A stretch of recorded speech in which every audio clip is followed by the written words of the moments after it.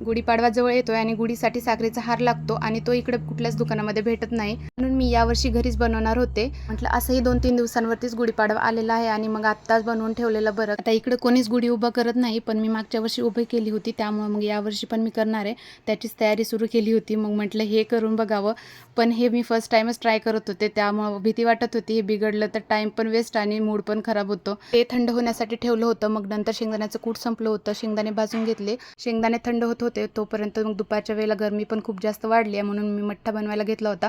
ताक बनवून घेतलं. नंतर त्यामध्ये थोडंसं काळं मीठ, साधं मीठ, थोडीशी साखर, जिरेपूड, एक मिरची कट करून आणि कोथिंबीर थोडीशी कट करून घेतली होती. सगळ्या ताकामध्ये टाकून मिक्स करून घेतलं. आता इथं मी अद्रक किसून त्यामध्ये थोडंसं पाणी टाकून ते गाळणीनं गाळून घेतलं होतं आणि नंतर ते सगळं मिक्स करून त्यामध्ये शेवटी बर्फ टाकून घेतला आणि नंतर ते हलवून मस्तपैकी दुपारच्या वेळेला थंडगार असा मठ्ठा पिऊन घेतला. ते पिऊन घेतलं तोपर्यंत शेंगदाणे थंड झाले होते. ते मिक्सरला बारीक करून घेतले आणि ते एका भरणीमध्ये भरून ठेवले. चला तर मग बाय बाय.